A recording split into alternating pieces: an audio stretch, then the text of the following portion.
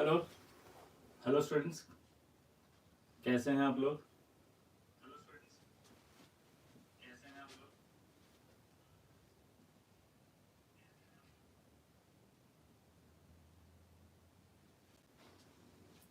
Good afternoon, fine, good morning, good morning.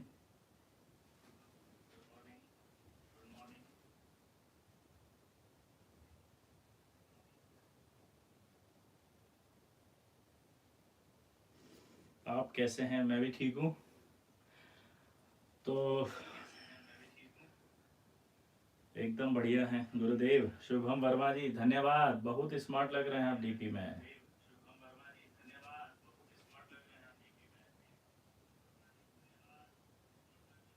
Sound कम है भाई, अभी साउंड आ जाएगा। अभी क्या है कि बस वेलकम कर रहे हैं, थैंक यू कर रहे हैं, इसलिए।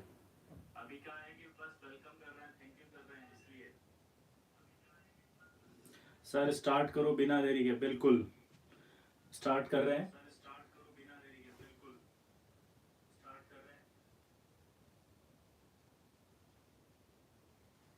इको नहीं आएगा, अब देखिए।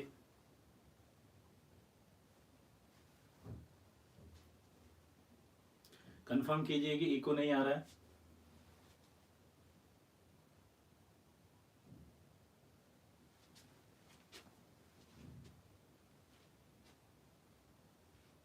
Fine, okay, thank you. तो चलो शुरू करते हैं।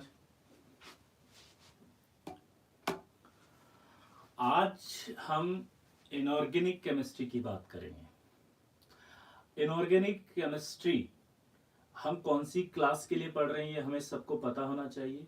हम आज वो क्लास स्टार्ट कर रहे हैं जो कोटा के अंदर आईआईटी में केमिस्ट्री की पहली क्लास होती है। ठीक है, फर्स्ट क्लास जो केमिस्ट्री की होती है उस क्लास में बेसिक कॉन्सेप्ट्स के बारे में बताया जाता है। ऑनलाइन क्लासेस के अंदर आप लोग और ऑफलाइन क्लासेस के अंदर आप लोग एक डिफरेंस को समझिए। ऑनलाइन क्लास के अंदर हम लोग क्या सोचते हैं, हमारी एक हैबिट पड़ी हुई है कि एक वीडियो हमने देखा और वो वीडियो जो है वो बहुत अच्छा लगता है, लेकिन आप ये भूल जाते हैं कि वो एक पर्टिकुलर टॉपिक का वीडियो होता है। अगर हम पूरी केमिस्ट्री की बात करेंगे तो उस पूरी केमिस्ट्री में कुछ कुछ टॉपिक्स ऐसे होंगे जो आपको बहुत अच्छे लगते हैं, बहुत मजा आएगा उसके अंदर, लेकिन सिर्फ उन्हीं टॉपिक्स को पढ़ने से आईआईटी क्लियर नहीं होती है। यहां पर यह बात आपको ध्यान रखनी है कि सिर्फ उन्हीं टॉपिक्स को पढ़ने से आईआईटी जेई क्लियर नहीं होती है। तो जब हम कोटा क्लासरूम कोचिंग के अंदर पढ़ते हैं तो हम क्या पढ़ते हैं, हम बेसिक से पढ़ते हैं। हम एक एक पॉइंट को बहुत क्लियर करते हुए चलते हैं। अब जब हम इस तरह से यहाँ ऑनलाइन क्लासेस के अंदर स्टार्ट करेंगे तो हो सकता है कि कुछ बच्चों को ऐसा लगे कि अरे विजय सर तो इतना सिंपल बता रहे हैं, सर तो बहुत छोटी छोटी बातें बता रहे हैं, ये बातें तो हमें पहले से आती हैं। तो मैं आपको यहां बता दूं कि जब भी आईआईटी की कोचिंग पढ़ने विद्यार्थी आते हैं तो उनकी कैटेगरी अलग अलग होती है। लाइक कुछ ऐसे होते हैं जो ऑलरेडी एनएससीजेएस क्वालिफाइड होते हैं, कुछ ऐसे होते हैं जो ऑलरेडी ओलंपियाड क्वालिफाइड होते हैं, कुछ ऑलरेडी ऐसे होते हैं जिन्होंने 8th 9th के अंदर ही कोई फाउंडेशन कोर्स ज्वाइन कर लिया होता है। ठीक है, कुछ बच्चे ऐसे होते हैं जो सिर्फ अपना फोकस 10th बोर्ड पर करते हैं।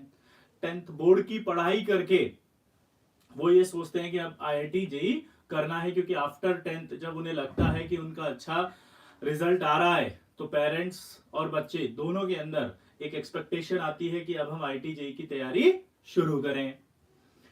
उसके बाद कुछ ऐसे बच्चे होते हैं जो बहुत अलग अलग स्टेट से आते हैं, और अलग अलग स्टेट के अंदर भी आपको पता है एजुकेशन का लेवल अलग अलग हो सकता है, क्योंकि वो स्कूल जो होते हैं वो different different kind of schools होते हैं।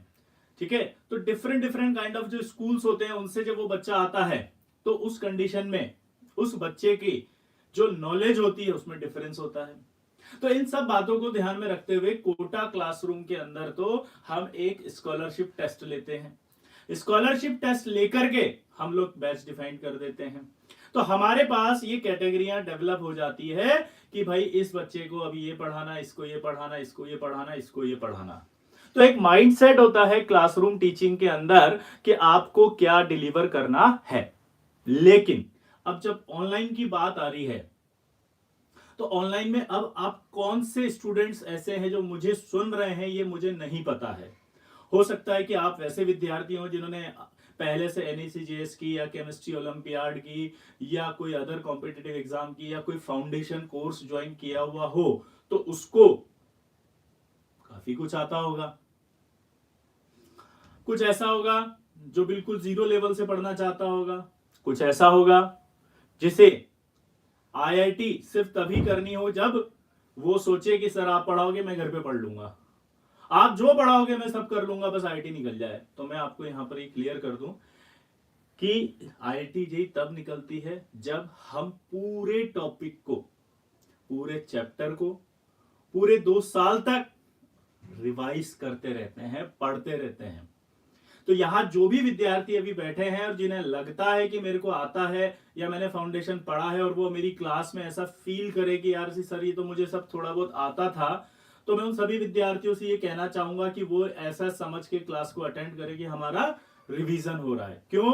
क्योंकि मैं एक चीज को यहां कहना चाहता हूं कि हमारे को किसी भी एग्जाम को क्लियर करने के लिए उस एग्जाम्स के जो बेसिक्स हैं वो क्लियर होने चाहिए। अगर हम बेसिक्स क्लियर नहीं करेंगे तो फिर आपका जो है वो जो भी कॉन्सेप्ट है वो वीक रह जाता है, उस कॉन्सेप्ट की जो डेप्थ है वो वीक रह जाती है। जनरली हमें IIT का एक मीनिंग पता होता है कि भाई किसी किताब में इतना लिखा है और वो हमें आना चाहिए, लेकिन ऐसा नहीं होता है। हमें हर चीज पता होनी चाहिए जो JEE के सिलेबस में है, और हर चीज उसी डेप्थ तक पता होनी चाहिए जिस डेप्थ तक एक टॉपिक है। आपने कभी भी देखा होगा 10th क्लास के अंदर जब हम पढ़ते थे तो हमारा एक स्टेटमेंट आता था कि नहीं मेरा मैथ्स तो बहुत अच्छा है, मेरा फिजिक्स बहुत अच्छा है, या मेरी इंग्लिश बहुत अच्छी है, लेकिन जैसे SST का नाम आता था तो थोड़ा सा हम पीछे हट जाते थे, अरे बाप रे SST कौन याद करेगा। लेकिन मैं यहाँ पर ये कहना चाहता हूँ कि क्या 10th बोर्ड में 98% या 95% या 90% अगर आपको लाने हो तो क्या आप SST को अवॉइड कर सकते हैं? तो आपका आंसर होगा नहीं। तो यहां पर भी क्या हो रहा है कि JEE के अंदर आपको पूरा टॉपिक प्लस चैप्टर प्लस पूरी केमिस्ट्री आनी चाहिए, और उसके लिए आपको हर टॉपिक उसी डेप्थ में आना चाहिए जिस डेप्थ में वो है JEE के सिलेबस से रिलेटेड। तो हम यहां पर जब भी क्लासरूम कोटा के अंदर चालू करते हैं, क्लासरूम कोचिंग के अंदर कोटा में, तो हम बिल्कुल बेसिक से चालू करते हैं और बेसिक से ले जाकर के डेप्थ तक ले जाते हैं। यहां पर ये वो नहीं है कि सिर्फ एक वीडियो बना दिया गया और उस वीडियो को आप देख रहे हैं और उस वीडियो में आपको मजा नहीं आया। तो यहां पर ये आपके वीडियोस का मजा लेने के लिए वीडियो नहीं है, ये आपको पूरी केमिस्ट्री सिखाने के लिए वीडियो है, और केमिस्ट्री सिखाने के लिए हमें आपको बेसिक से चालू करते हुए पूरी डेप्थ तक ले जाना पड़ेगा। और आपको इन लेक्चर्स की वैल्यू सिर्फ तभी समझ में आएगी जब आप लास्ट तक क्लासेस अटेंड करेंगे। जिस दिन आखिरी क्लास होगी और आपको बोला जाएगा कि आपका सिलेबस कंप्लीट, तब आप महसूस करेंगे कि आपका जो डिफरेंस है किसी दूसरे स्टूडेंट से वो कितना बड़ा हो गया है, आप कितने ज्यादा नॉलेजेबल हो गए हैं, आप कितने ज्यादा कॉन्फिडेंट हो गए हैं, आपका जो कॉन्फिडेंस लेवल है वो JEE को लेकर के कितना इंक्रीज हुआ है। ये सब आपको लगातार क्लासेस करने के बाद ही पता चलेगा। किसी एक वीडियो से या किसी एक लेक्चर से अगर आप JEE को डिफाइन करने की कोशिश करेंगे तो वो बिल्कुल गलत होगा। तो मेरी आपसे यहां पर ये रिक्वेस्ट है, जितने भी बच्चे यहां बैठे हैं वो सब इस लॉकडाउन का पूरा फायदा उठाएं।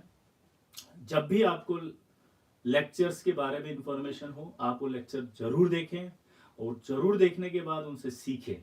अब हम यहां पर पढ़ाई कैसे करेंगे? Same as Kota classroom coaching, मैं आपको यहां पर बेसिक से केमिस्ट्री पढ़ाऊंगा।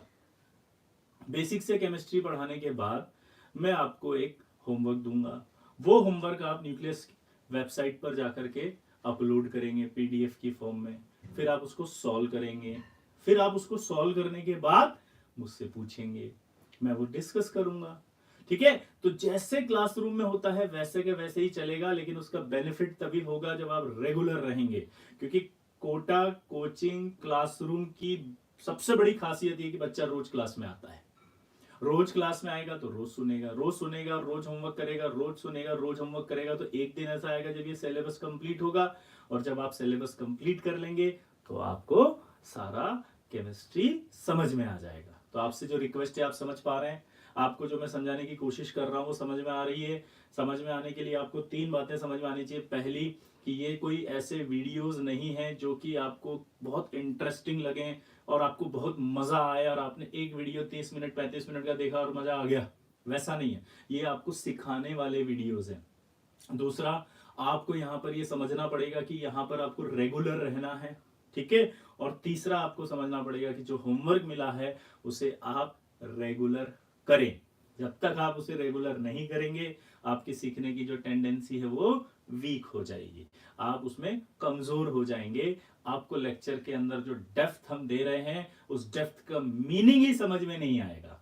आपको लगेगा ये क्यों बोल रहे हैं सर, मुझे तो समझ में आ गया, लेकिन वो आपको नहीं आया होगा, ठीक है। क्योंकि जेई में आप नोटिस करिए, आप कितने भी वीडियोस देख लीजिए, कहीं भी कोई भी वीडियो देखने के बाद आप किसी जेई के सवाल को करके देखिए, आपसे नहीं होता है। अब वो समझ में ही नहीं आता कि क्या हुआ। उसका एक रीजन है, उस जेई के सवाल के अंदर पुराने जो भी आपने जेई के सिलेबस से रिलेटेड कॉन्सेप्ट पढ़े वो सब मिक्स होते हैं। और जेई की सबसे खूबसूरत बात यह है कि वो कौन से कॉन्सेप्ट से बनाएगा कभी पता नहीं होता, क्योंकि हर बार नया क्वेश्चन फ्रेम होता है। अब आपके मन में डाउट आ रहा होगा कि ये क्लासेस कौन सी हैं। तो ये क्लासेस आपके जेई मेंस, जेई एडवांस की हैं। और बेसिक केमिस्ट्री है तो चाहे वो नीट के बच्चे हों वो भी ज्वाइन कर सकते हैं, कोई इशू नहीं होता। और अगर आप चाहते हैं कि फाउंडेशन वाले जो बच्चे हैं 8th 9th 10th, अगर वो जो फाउंडेशन करते हैं आईटी की, वो बच्चे भी ज्वाइन कर सकते हैं। तो आप जितने भी बच्चे यहाँ सुन रहे हैं उनको ये मैं क्लियर कर दूं कि अगर अब स्टूडेंट 8th 9th या 10th का है और वो फाउंडेशन क्लास ज्वाइन करना चाहता तो ये लेक्चर उसके लिए भी हेल्पफुल है। अगर कोई नीट करना चाहता है और बेसिक्स पढ़ना चाहता है, बेसिक केमिस्ट्री की बात कर रहे हैं अभी, तो उसके लिए भी हेल्पफुल होगा। जेई मेन और जेई एडवांस के लिए तो ये कोर्स है ही सही। तो स्पेशली आप ध्यान रखें इस चीज का कि आपको कौन सा कोर्स डिलीवर हो रहा है। अगला सवाल आपके मन में आएगा कि क्या ये क्लास रेगुलर रहेगी। तो मैं आपको फिर से कहूं, ये क्लास रेगुलर रहेगी, इसलिए आप इसको अपनी क्लास मान के चलिए। मैंने आपको पहले ही क्लियर किया है, ये कोई वीडियो नहीं है कि मैंने आपको एक वीडियो बना के डाला और उसके बाद ये वीडियो आप देख रहे हैं और आप इंजॉय कर रहे हैं, ठीक है। नहीं, ये कोई वीडियो नहीं है, ठीक है। ये एक क्लास है। एक वीडियो में और एक क्लास में बहुत अंतर होता है। क्लास आपको सिखाने के लिए होता है, वीडियो आपको एंटरटेन करने के लिए होता है। तो आपसे एक रिक्वेस्ट ये है कि इसे क्लास की तरह बिहेव करें। आप ऐसा समझिए कि मैं आपके सामने हूं, आपको सारी चीजें वैसे ही समझनी है जैसे आप स्कूल में या अपनी कोचिंग्स के अंदर आप पढ़ते थे। तो इसको बिल्कुल डिफरेंट ना माने। ऐसा नहीं है कि उठ के चले गए, बैठ गए, सो गए, थोड़ी देर बाद आ गए, अरे यार बोर हो रहा हूं, नहीं। जब हम स्कूल के अंदर या कोचिंग के अंदर क्लासरूम में होते हैं तो जो भी टीचर बोल रहा होता है वो सुनना ही पड़ता है, चाहे आप बोर हो रहे हो चाहे नहीं हो रहे हो। तो इसको कहते हैं पेशेंस। आईटी की सबसे बड़ी नीड है वो है पेशेंस। कभी भी पेशेंस लूज नहीं करें। ऑनलाइन वीडियोस में सबसे बड़ी खासियत क्या होती है पता है? वो ये होती है कि आप पेशेंस लूज करने लगते हैं। आपको लगता है बस अभी पढ़ा दो सारा, आज तो एक ही लेक्चर में पूरी जेई करवा दो आप, तो ताकि हमें कोई टेंशन ही नहीं होता। ऐसा नहीं होता है कि एक लेक्चर में पूरी जेई हो जाए। 2 साल तक आपको हर बार थोड़ा थोड़ा थोड़ा थोड़ा पर लेक्चर डिलीवर होगा। और जब पर लेक्चर थोड़ा थोड़ा थोड़ा थोड़ा आपको डिलीवर होगा, तब जाकर के आप उस सब्जेक्ट में परफेक्ट होंगे। और जब आप सब्जेक्ट में परफेक्ट होंगे तभी आप जेई करने लायक होंगे, या जो भी कॉम्पिटिटिव एग्जाम की आप तैयारी कर रहे हैं उसके लायक होंगे। समझ रहे हैं आप? किसी बच्चे को अगर केमिस्ट्री ओलंपियाड में इंटरेस्ट है तो उसके लिए भी ये क्लास यूजफुल है। आप वो क्लास वो भी कर सकता है, क्योंकि अगर हमने केमिस्ट्री के बेसिक सीखे हैं तो चाहे आप कोई भी एग्जाम दें, आप उस एग्जाम के लिए अपने आप को प्रिपेयर कर सकते हैं, ठीक है। तो अब हम शुरू करते हैं, हमें समझना पड़ेगा, ठीक है। तो अब स्टार्ट करते हैं हम क्लास को। जैसा कि आप सोच रहे होंगे, अगर इससे पहले क्लास स्टार्ट करने से पहले आपकी कोई क्वेरी है, लाइक कोई आपको सुनाई नहीं दे रहा या कुछ आपको दिखाई नहीं दे रहा या कोई भी इशू है, तो आप एक बार कमेंट करके बता दीजिए फटाफट।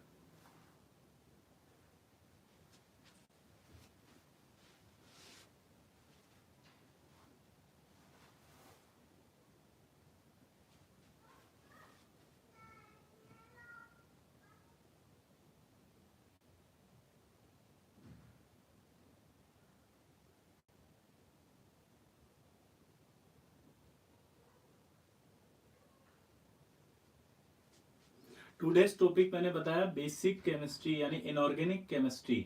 ठीक है, हम केमिस्ट्री क्या होती है वहीं से शुरू करते हुए चलेंगे। अभी आप देखिएगा जब क्लास स्टार्ट होती है तो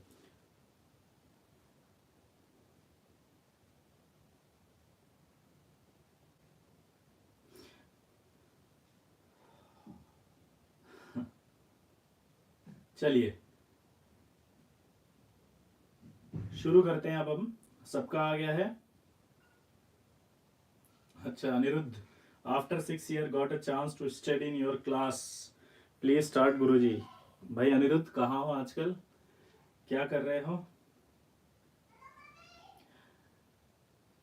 यस स्टार्ट करते हैं। तो मेरा पहला सवाल, चूंकि हम अब केमिस्ट्री पढ़ रहे हैं, आप लोग सब पढ़े हुए हैं, आप इंटेलिजेंट लोग हैं, तो आपसे एक पहला सवाल मैं ये पूछना चाहता हूं, व्हाट इज केमिस्ट्री? क्योंकि केमिस्ट्री पढ़ रहे हैं ना भाई, अगर केमिस्ट्री पढ़ रहे हैं तो हमें पता होना चाहिए what is chemistry. What is chemistry? चलिए बताइए, सोचिए, जवाब दीजिए, क्या होती है केमिस्ट्री? 2 मिनट का समय आपके पास, जल्दी सोचिए और कमेंट करिए, मैं देख रहा हूं।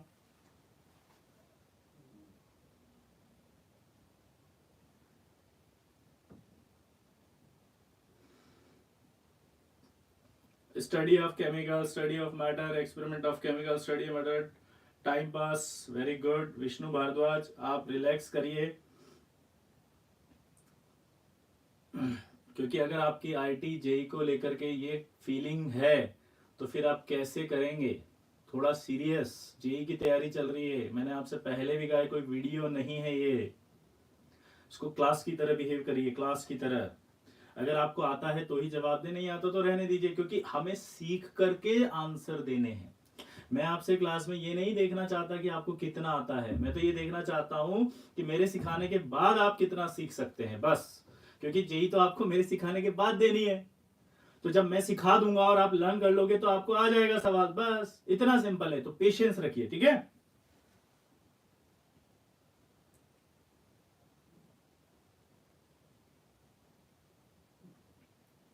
काफी बच्चों ने लिखा है, चलिए मैं बताता हूं एग्जैक्ट क्या होता है, सुनिए। Chemistry is a branch of physical science. Chemistry is a branch of physical science which deals study of matter. अब आप ध्यान से देखिएगा यहाँ पे, chemistry is the branch of physical science which deals study of matter. तो आपसे यहां पर ये कहा गया है कि आप केमिस्ट्री में एक्चुअली में क्या करेंगे, तो आप करेंगे स्टडी ऑफ मैटर। इसीलिए आपने नोटिस किया होगा कि जब आप 10th में या 9th में एनसीईआरटी पढ़ते थे तो 8th या 9th या 10th की एनसीईआरटी जब आप देखेंगे तो आपका पहला चैप्टर केमिस्ट्री के अंदर लिखा होता था मैटर, और मैटर के बाद उसका क्लासिफिकेशन। तो आप दिमाग लगाइए कि मैटर पहला क्यों लिखा होता था, क्योंकि मैटर के बारे में अगर आपको नहीं पता है तो आप केमिस्ट्री पढ़ ही नहीं सकते। क्योंकि केमिस्ट्री क्या होती है? केमिस्ट्री क्या होती है? Chemistry is a branch of physical science which deals study of matter. चाहे तो नोट डाउन करिए, chemistry is the branch of physical science which deals study of matter।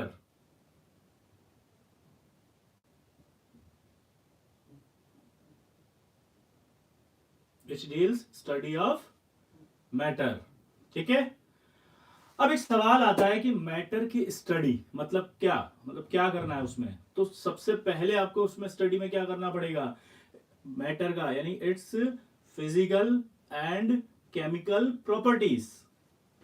It's physical and chemical properties, chemical composition, chemical composition, physical and chemical changes. आपको उसके अंदर होने वाले physical और chemical changes, physical and chemical changes which it undergoes, जो उसमें होते हैं उनकी स्टडी। यानी कि अगर आपको समझ में आया तो अपन क्या पढ़ रहे हैं कि chemistry is the branch of physical science which deals study of matter. ठीक है, और स्टडी ऑफ मैटर में हम क्या कर रहे हैं, it's chemical and physical and chemical properties. ठीक है, और केमिकल कंपोजिशन, ठीक है, और physical and chemical changes which it undergoes and the energy changes. और जो हम एनर्जी चेंजेस की बात कर रहे हैं वो एनर्जी चेंजेस जो इन प्रोसेस के साथ होते हैं वो हमें स्टडी करनी है। समझ गए बात को? तो अगर हम पूरी डेफिनेशन की बात करें तो क्या मतलब कि chemistry is the branch of physical science which deals study of matter, it's physical and chemical properties, chemical composition,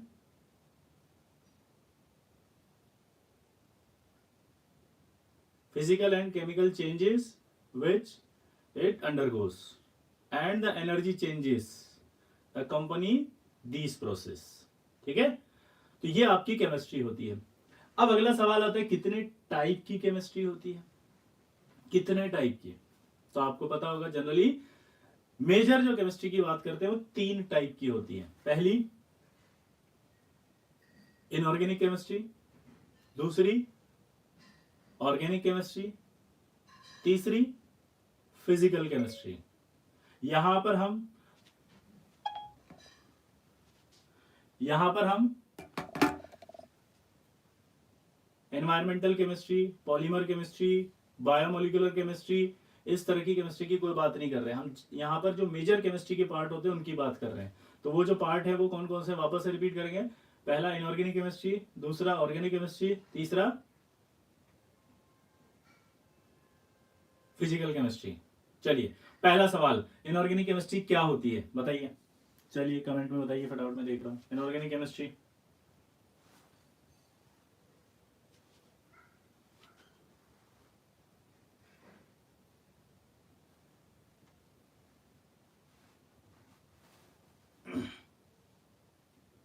other than carbon? नहीं, पूरी डेफिनेशन बताइए भाई।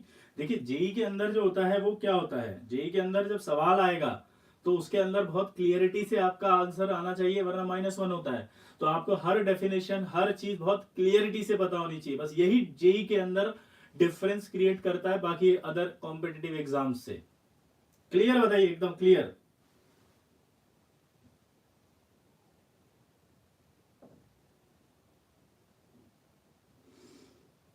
Yes it is too hot there because पंखा और एसी नहीं चला सकते, वरना आपके पास आवाज आएगी, साउंड प्रॉब्लम आएगा। तो ये विदाउट पंखे और विदाउट एसी के साथ क्लास ली जा रही है ताकि आप लोग अच्छे से सुन सकें।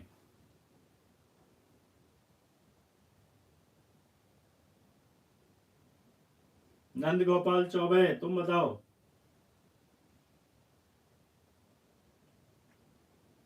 चलिए तो यहां पर हम बात करते हैं, तो लिखिए जरा, inorganic chemistry study of all non elements and their compounds. ध्यान से सुनिएगा वापस, study of all non elements and their compounds, यानी ऐसे कंपाउंड जो हमें पता है, ठीक है, और ऐसे एलिमेंट जो हमें पता है, यानी हम उनकी स्टडी कर रहे हैं। Study of all non elements and their compounds, ठीक है, नोट डाउन कर लीजिए, study of all non elements and their compounds. अगला आता है ऑर्गेनिक केमिस्ट्री। तो जैसे ही मैंने ऑर्गेनिक केमिस्ट्री बोला तो एक लाइन हम और इसमें इन्वॉल्व करेंगे, क्योंकि ऑर्गेनिक केमिस्ट्री जो होती है वो होती है study of hydrocarbon and their derivatives. तो इनऑर्गेनिक केमिस्ट्री के अंदर क्या करा अपन ने बताओ? Study of all the non elements and their compounds. Organic chemistry में क्या पढ़ा? Study of hydrocarbons and their derivatives. तो नोट डाउन करिए ऑर्गेनिक केमिस्ट्री के लिए, study of hydrocarbon and their derivatives, ठीक है।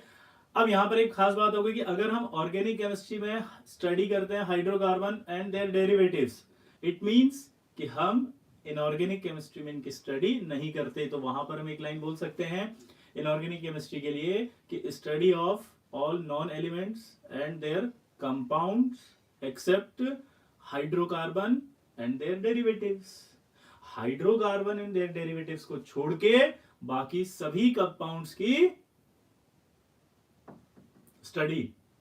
इनऑर्गेनिक में हाइड्रोकार्बन और उनके डेरिवेटिव्स की स्टडी ऑर्गेनिक केमिस्ट्री में। चलिए फिजिकल केमिस्ट्री क्या होती है लिख के बताइए, मैं वेट कर रहा हूं।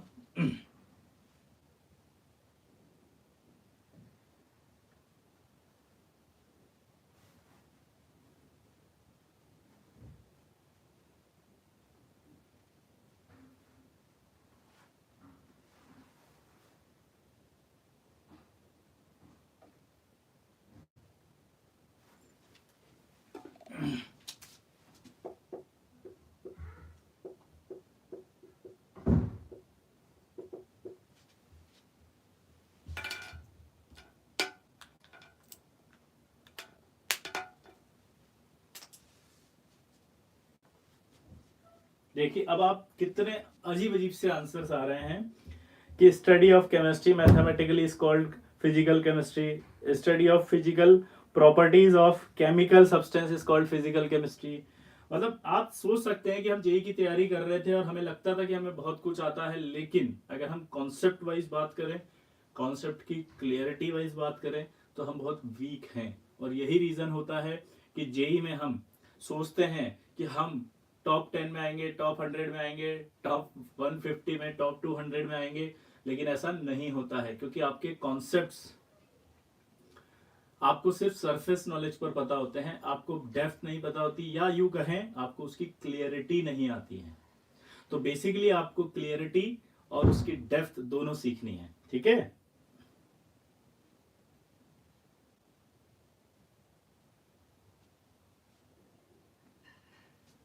चलिए मैं बताता हूं, स्टडी ऑफ लॉस।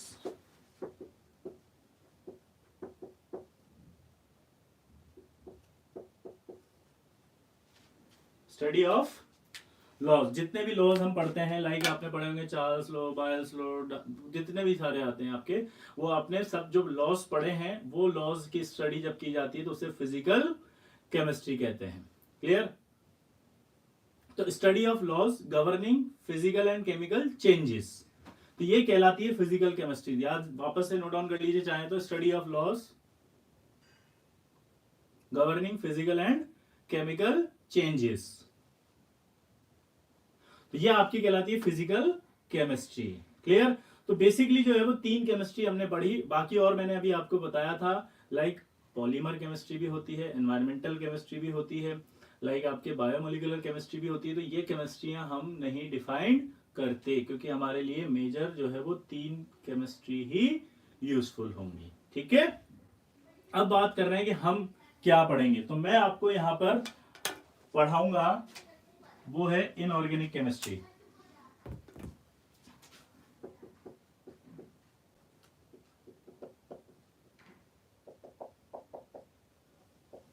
तो जब आपकी क्लासेस यहां पर ऑनलाइन चल रही होगी न्यूक्लियस एजुकेशन में, तब आप नोटिस करेंगे कि आपको केमिस्ट्री की 3 क्लासेस ली जाएंगी। तो पहली इनऑर्गेनिक केमिस्ट्री की होंगी, फिर फिजिकल केमिस्ट्री की होंगी और ऑर्गेनिक केमिस्ट्री की होंगी, ठीक है। जब इनऑर्गेनिक की केमिस्ट्री होंगी तो विजय सर आपकी क्लास लेंगे, जो कि मैं ले रहा हूं। जब फिजिकल केमिस्ट्री की क्लास होगी तो एके के सर हैं, जो आपने शायद मेरे से पहले अभी क्लास की थी। ऑर्गेनिक केमिस्ट्री है एसकेएम सर, ठीक है।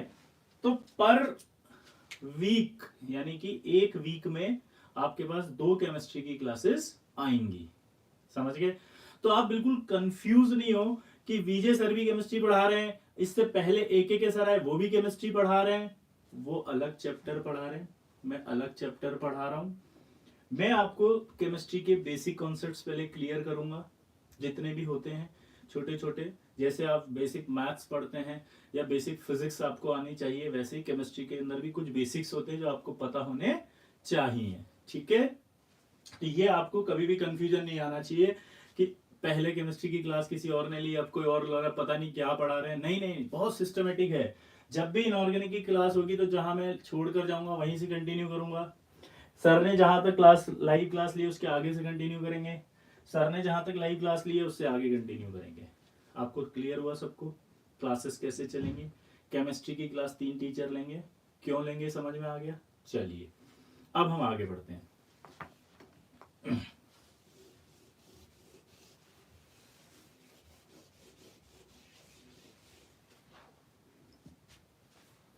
अब अगर हम बात करते हैं यहां पर, तो हमें सबसे पहला क्वेश्चन आता था कि मैटर की स्टडी करना ही केमिस्ट्री कहलाता है। तो सवाल आता है मैटर क्या होता है? चलिए बताइए फटाफट, मैटर की डेफिनेशन बताइए जल्दी से।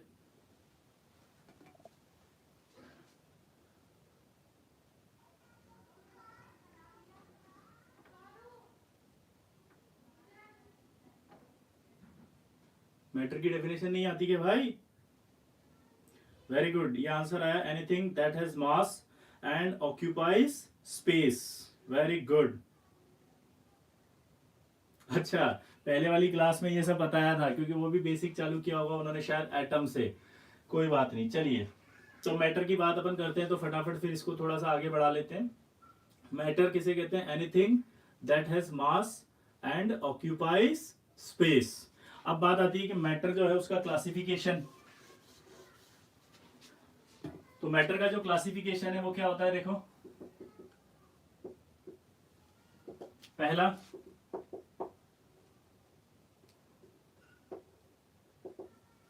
फिजिकल क्लासिफिकेशन और दूसरा केमिकल क्लासिफिकेशन।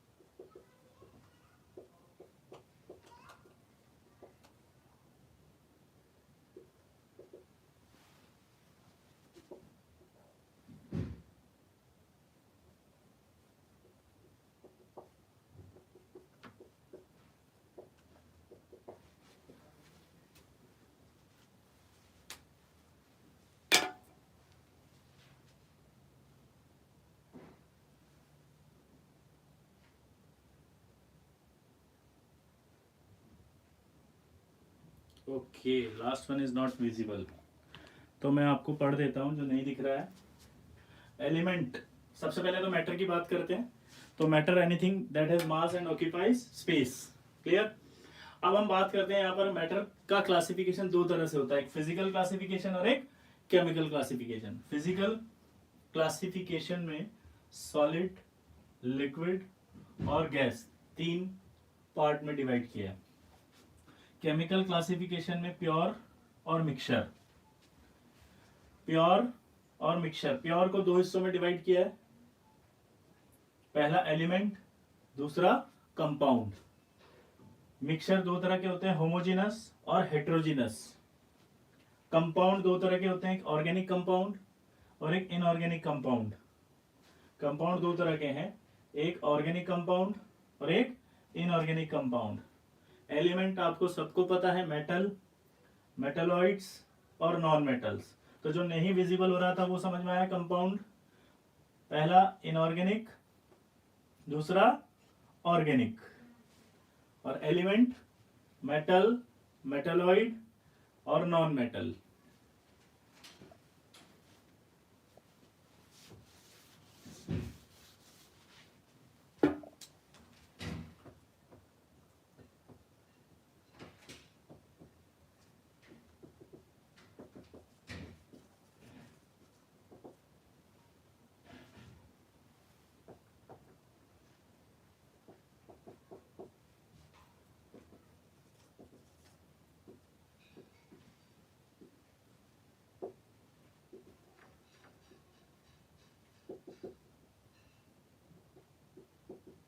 मेटालॉइड्स।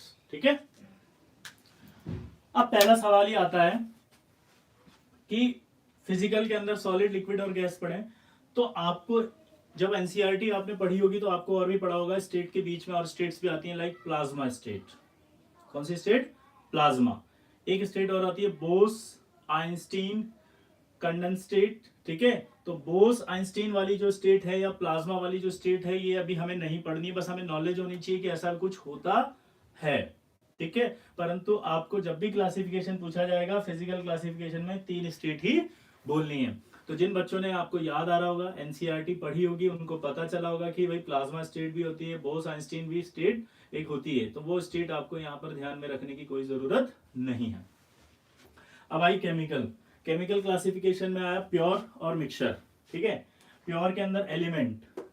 अब एलिमेंट क्या होता है आप बताएं जरा, क्योंकि पिछली क्लास में शायद फिर तो ये बताया गया होगा। चलिए एक बार ट्राई करें।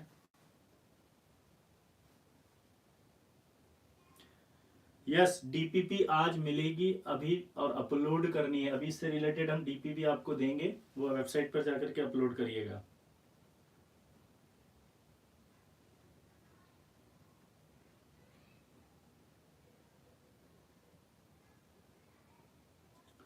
Nitin Rawat, wow, thank you, glad to see you after 7 years। ठीक है, it's feeling same like 2013, nothing has change, currently studying in IIM, give my regards to Anna sir, SKM sir and AKK sir. ठीक है, best of luck for your future. IIM में आप पढ़ाई कर रहे हैं, इन बच्चों को भी आप इस तरह से मोटिवेट करिए कि ये भी एक दिन IIM में जाएं, IIT क्रैक करें और बहुत अच्छा फ्यूचर बनाएं। चलिए आगे, एलिमेंट। चलिए देखते हैं अब एलिमेंट की जब हम बात करते हैं तो एलिमेंट क्या होते हैं। देखिए, element substances that are made by same type of atoms, like जैसे मैंने कहा सोडियम एलिमेंट, तो सोडियम एलिमेंट का मीनिंग होगा कि वो सेम टाइप ऑफ एटम से बना हो, लाइक इसीलिए जब हम सोडियम एलिमेंट बोलते हैं तो इसका मीनिंग सोडियम एटम भी निकलता है, क्योंकि जब हम कहते हैं एलिमेंट तो एलिमेंट का मीनिंग है सेम टाइप ऑफ एटम्स से मिलकर बना, यानी एलिमेंट एक बहुत बड़ा ग्रुप हो गया जो सेम टाइप ऑफ एटम से बना हो। कंपाउंड किसे कहते हैं? Yes, compound. अगर हम कंपाउंड की बात करते हैं तो कंपाउंड क्या होता है?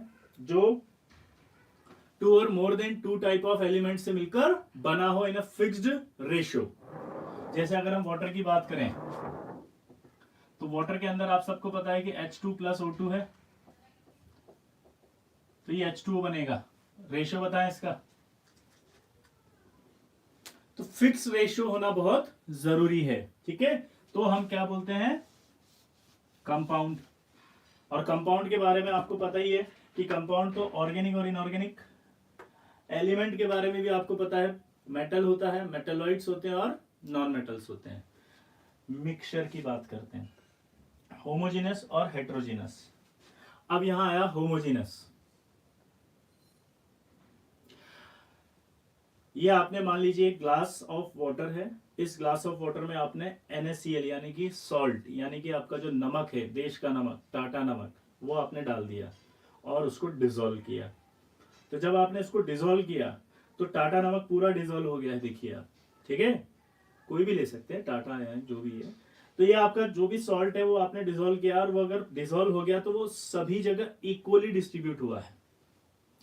यानी कि ऐसा मिक्सचर जिसमें सभी component through out the mixture same होना चाहिए, through out the same composition होना चाहिए, तो हम उसे कहेंगे होमोजेनस। और हेट्रोजेनस का मीनिंग क्या होगा? हेट्रोजेनस का मीनिंग है कि थ्रू आउट सेम कंपोजिशन नहीं। जैसे अगर इसी ग्लास ऑफ वाटर में हम सैंड डाल दें, मिट्टी, फिर डिसॉल्व करें इसको ऐसे, तो आप देख सकते हैं कि जब आप पूरा का पूरा डिसॉल्व करने की कोशिश करेंगे तो सारी मिट्टी या सैंड पार्टिकल, स्टोन पार्टिकल, वो सब नीचे सेटल डाउन हो जाएंगे। तो अगर वो सब सेटल डाउन हो गए नीचे, इट मीन्स कि उनका जो है वो कंसंट्रेशन यहाँ ज्यादा पाया जाएगा, लेकिन अपर जो वाटर का जो सरफेस है उस पर बहुत कम पाया जाएगा। That means through out same composition नहीं है, ठीक है।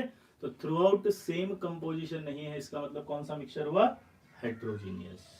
अब यहां पर अपन ने जो ये पढ़ा है उसके बेसिस पे सवाल जेई में कैसे कैसे आएंगे, क्योंकि हमें ये समझना बहुत जरूरी है कि इसके सवाल जेई में कैसे आते हैं।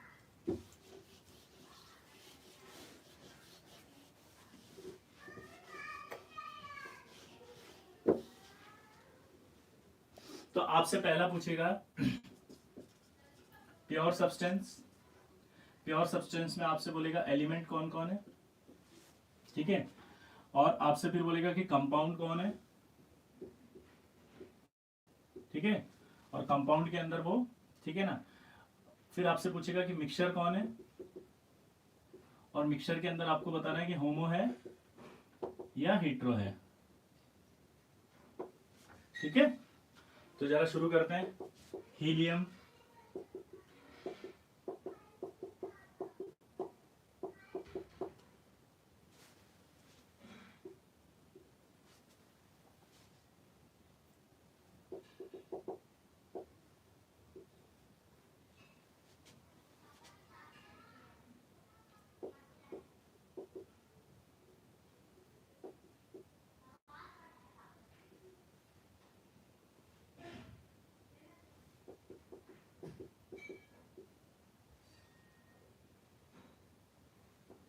चलिए पहले इनका आंसर देने की कोशिश कीजिए।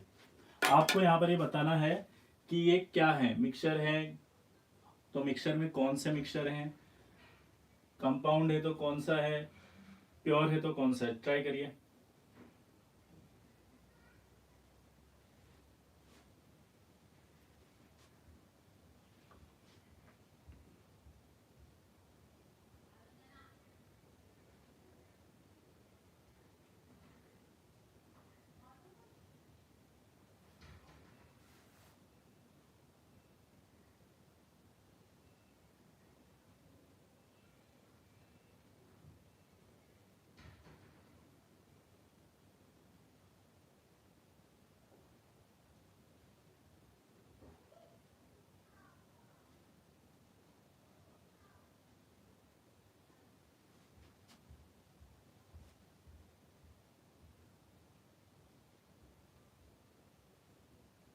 चलिए चलिए जल्दी, इसके आगे भी बढ़ेंगे अपन।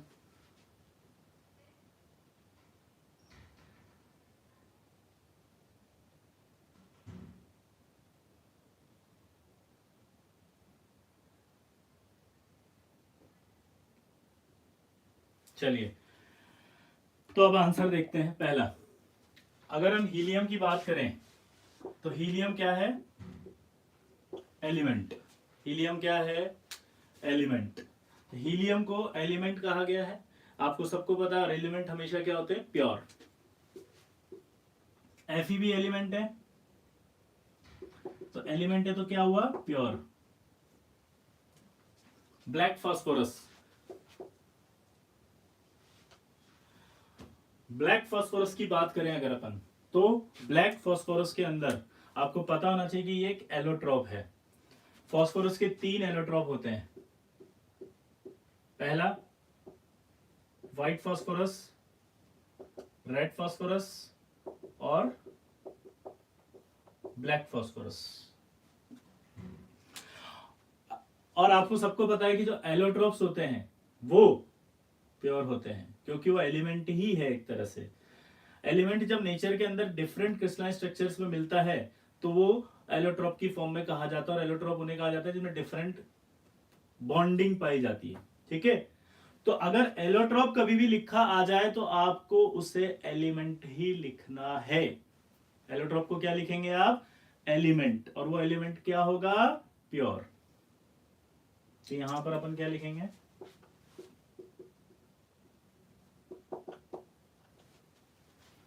प्योर। चलिए एयर के बारे में बताइए, सिर्फ एयर के बारे में पूछ रहा हूं अभी।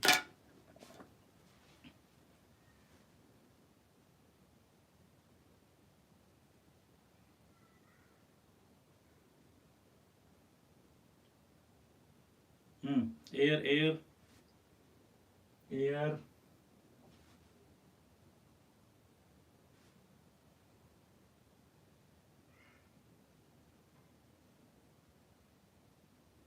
Mixture of various gas, heterogeneous, impure, homogeneous, impure, hetero, compound, mixture, hetero. चलिए मैं बताता हूँ, चलिए इधर देखिए, यहाँ पर आपको एयर के अंदर बड़ा कंफ्यूजन क्रिएट होगा, क्योंकि आप एयर को समझ ही नहीं पाते कि एयर का मीनिंग क्या है। ठीक है, एयर जो है, अब देखिए आप अभी थोड़ी देर पहले तक क्या हो रहा था कि जब आपको पढ़ाया जा रहा था तो आपको ऐसा लग रहा होगा कि क्या पढ़ाया जा रहा है, कुछ भी तो नहीं है। लेकिन जब हम सवालों में एंटर कर रहे हैं तब हम सवालों में कंफ्यूज हो रहे हैं। ठीक है, अब हमें इन्हीं सवालों के थ्रू अपनी थ्योरी को और स्ट्रॉन्ग करना है, क्योंकि जेई में सवाल ही बहुत टफ आते हैं, जेई में सवाल बहुत सिंपल आते हैं, लेकिन कब, जब आपको सवाल की थ्योरी आती है तो वो सिंपल हो जाता है, जब आपको सवाल की थ्योरी नहीं आती तो वो टफ हो जाता है। ठीक है, एयर, एयर एक्चुअली में एक होमोजीनियस मिक्सचर है। क्या है? होमोजीनियस, क्योंकि जितने भी आपके पास गैसेस होंगी उन सभी का जो डिस्ट्रीब्यूशन होगा वो इक्वल होगा। जब भी गैसों को आप अगर मिक्स करते हैं तो through out the same composition होता है। जैसे आपको एक एग्जांपल के थ्रू बताता हूं कि आज मैं यहां खड़ा हूं, ठीक है, मैं जब यहां खड़ा हूं तो इस जगह की जो एयर है उसमें नाइट्रोजन, ऑक्सीजन और जो भी अदर गैसेस है लाइक CO2, H2S, वो सब मिक्स्ड हैं, लेकिन उन गैसों का परसेंटेज अलग अलग है। उन गैसों का परसेंटेज अलग अलग है, लेकिन उन गैसों का डिस्ट्रीब्यूशन सेम है। आप समझ रहे हैं मेरी बात को? यहां मैं जितना ऑक्सीजन ले पा रहा हूं उतना ही ऑक्सीजन आप भी ले पा रहे हैं। ऐसा नहीं है कि उस ऑक्सीजन का जो परसेंटेज था वो सारा का सारा डिस्ट्रीब्यूटेड फॉर्म में सिर्फ मेरे ही पास है, आपके पास वो ऑक्सीजन का जो परसेंटेज है वो नहीं है। यानी कि जो भी परसेंटेज है, चाहे वो आपके 22% हो, चाहे वो आपके 0.03% हो CO2 का, उसका जो डिस्ट्रीब्यूशन होगा एयर में वो थ्रू आउट सेम होगा। और ये हम स्ट्रेटोस्फीयर तक मानते हैं। ठीक है, उसके आगे की बात नहीं कर रहे हैं, क्योंकि अभी नेक्स्ट डाउट आपके मन में आएगा, यूनिवर्स में जाएंगे तो चेंज हो जाएगा। नहीं, हम सिर्फ जो भी बात कर रहे हैं स्ट्रेटोस्फीयर की, जहां तक हमें अर्थ क्रस्ट जिसे कहा जाता है, हमारी केमिस्ट्री में मैक्सिमम जो भी स्टडी हो रही है वो अर्थ क्रस्ट की है। ये बातें आपको बहुत ध्यान रखनी पड़ेंगी। आप लोग अगर पढ़ना चाहते हैं सच में जेई को तो ये बहुत अच्छी चीज है, बहुत अच्छा लगता है आपको पढ़ने में। तो स्ट्रेटोस्फीयर, ये अर्थ क्रस्ट तक ही आपको सारी स्टडी करनी है, और अर्थ क्रस्ट तक हमेशा गैसों का जो डिस्ट्रीब्यूशन है वो थ्रू आउट सेम रहता है। इसीलिए एयर को होमोजीनियस कहते हैं। नोट करके लिखो इसको।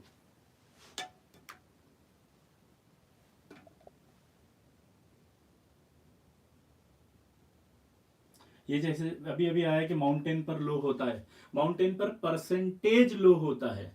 फिर से मैं आपको कहूंगा, माउंटेन पर परसेंटेज लो होता है, डिस्ट्रीब्यूशन इक्वल होता है, क्योंकि माउंटेन पर जितने भी लोग रहेंगे उसको ऑक्सीजन कम मिलेगी, दूसरे वाले को भी कम मिलेगी। डिस्ट्रीब्यूशन कम है वहां पे, लेकिन जितना भी है वो थ्रू आउट सेम है। अगला अलॉय बताएं। अलॉय का क्या होता है, जल्दी से बताएं।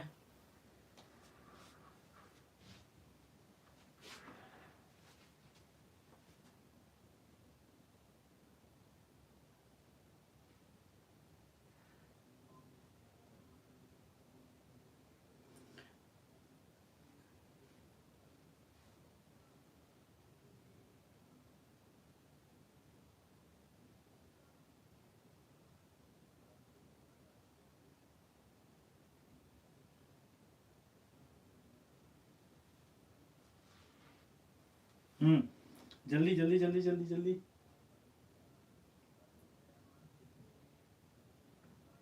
अलॉय, जब हम अलॉय की बात करते हैं तो अलॉय भी एक होमोजीनियस मिक्सचर है। अलॉय भी क्या है? Homogeneous mixture.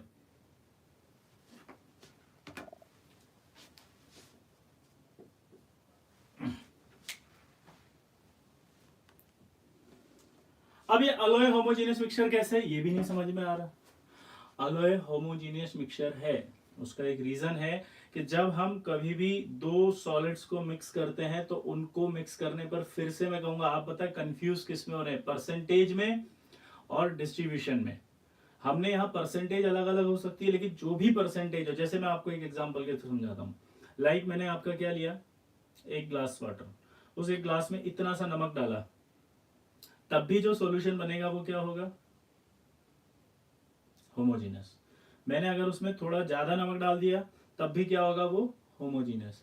मीनिंग जब पहले डाला तो कम नमक डाला, लेकिन जितना भी नमक डाला वो सभी जगह इक्वली डिस्ट्रीब्यूट हुआ था। ज्यादा नमक डाला तब भी वो सभी जगह इक्वली डिस्ट्रीब्यूट हुआ था।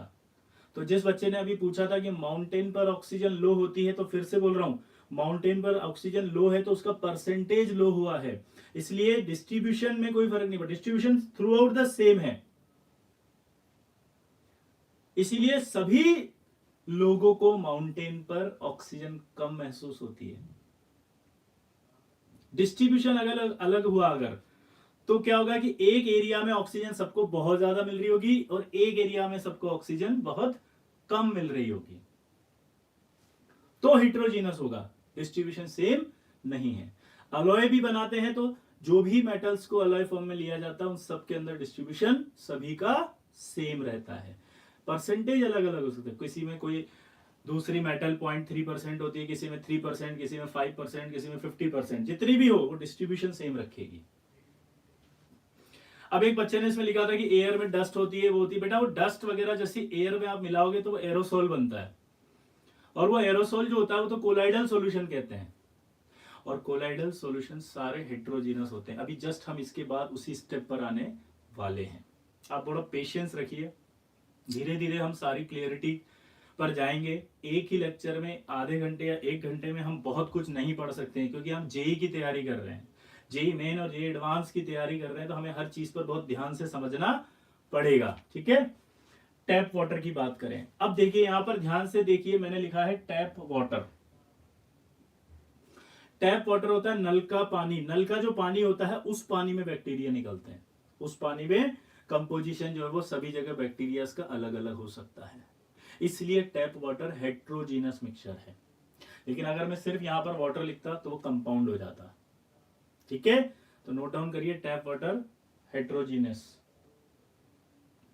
CCl4 plus water, CCl4 plus water, चलो बताइए फटाफट।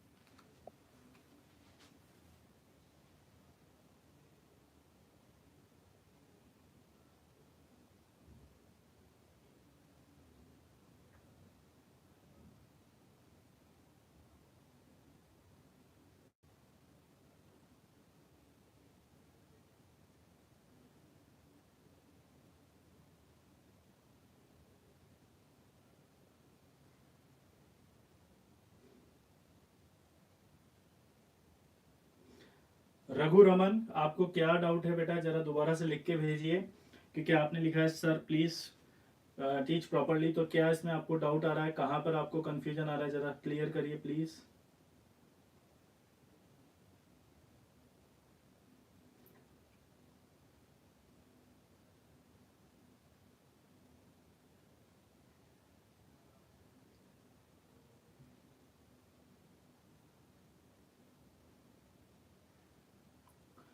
Okay, alloy is a homogeneous mixture, it's not a heterogeneous, because the distribution of the all elements or atoms equally throughout the mixture, so that's why they are called homogeneous. So all alloys are homogeneous without any tension, okay. So and same as air, अगर हम air की बात करेंगे तो same as air भी क्या होगा, homogeneous. अब आप CCl4, what about CCl4 plus,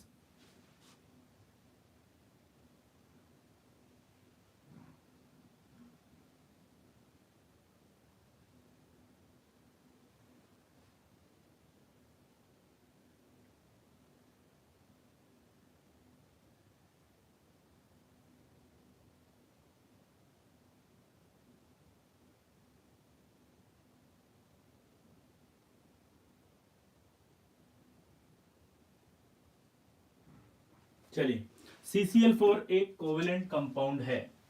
अब जिन जिन बच्चों को एक कोवेलेंट कंपाउंड है ये नहीं मालूम,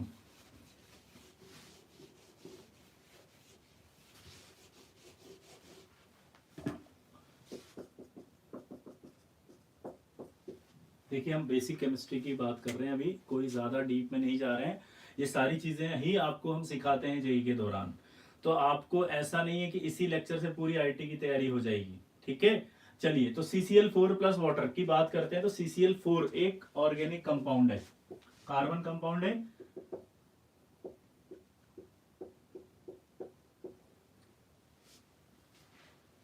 ठीक है, तो ये आपका एक ऑर्गेनिक कंपाउंड है। क्लियर। ऑर्गेनिक कंपाउंड जो होता है उसको अगर हम वाटर में डालते हैं तो आपने अगर 9th या 10th में पढ़ा होगा, लाइक डिजोल्व लाइक। क्या? लाइक डिजोल्व लाइक, यानी कि पोलर पोलर में ही सॉल्युबल हो सकता है। लाइक पोलर पोलर में ही सॉल्युबल हो सकता है। तो लाइक डिजोल्व लाइक, अगर लाइक डिजोल्व लाइक की हम बात करें तो ये इसमें सॉल्युबल नहीं है, क्योंकि ये ऑर्गेनिक कंपाउंड है। Organic compound generally non polar होते हैं। CCl4 एक नॉन पोलर कंपाउंड है। पानी में जब आप डिसॉल्व करोगे तो ये पूरी तरह डिसॉल्व नहीं होगा। तो ये डिसॉल्व नहीं होगा, इसलिए ये कैसा मिक्सचर होगा बताओ, बोलो? Heterogeneous. It is a heterogeneous mixture. Reason? CCl4 water में डिसॉल्व नहीं होता। क्लियर। अगला नेक्स्ट, अगर मैं ऑयल प्लस वाटर लेता तो? चलो आंसर दो।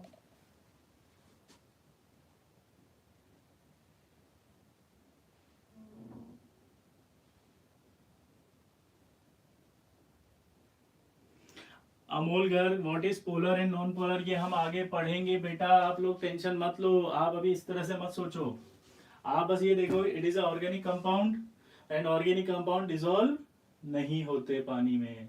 ठीक है, तो ये डिसॉल्व नहीं होगा तो हेट्रो ही होगा ना, क्योंकि ऊपर रह जाएगा सारा, जैसे ऑयल। चलो इसको बताओ ये कैसा होगा आंसर? Very good, heterogeneous. अगर ये हेट्रोजीनियस है तो इसका मतलब क्या निकला? चलिए बताइए। हेट्रोजीनियस है इसका मतलब ये क्यों है हेट्रोजीनियस? क्योंकि ऑयल पानी में सॉल्युबल नहीं होगा। तो जब आप ऑयल को डालेंगे तो वाटर की सरफेस पे ऊपर रह जाएगा, और अगर ये वाटर की सरफेस पर ऊपर रह जाएगा तो, चलो बताओ, वाटर की सरफेस पर ऊपर रह जाएगा तो हेट्रोजीनियस, क्योंकि थ्रू आउट सेम कंपोजिशन नहीं हुआ है। थ्रू आउट सेम कंपोजिशन नहीं हुआ है। अब देखिए, फिर आप आगे बढ़ जाएंगे। तो अब जब आप आगे बढ़ेंगे तो आपको एक डाउट आएगा कि एल्कोहल प्लस वाटर क्या हुआ? ठीक है, तो अल्कोहल एक ऑर्गेनिक कंपाउंड है, बट अल्कोहल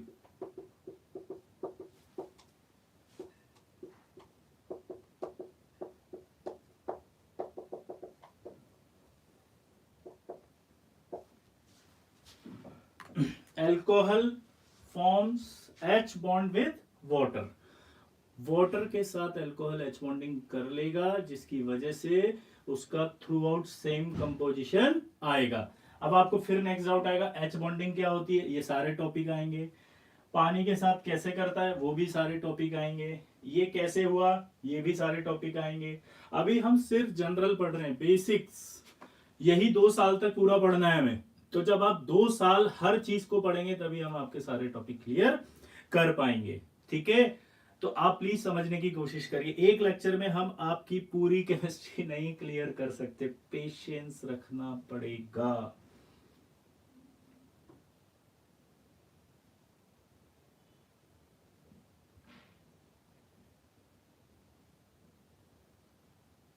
चलिए, 140 हो गया है।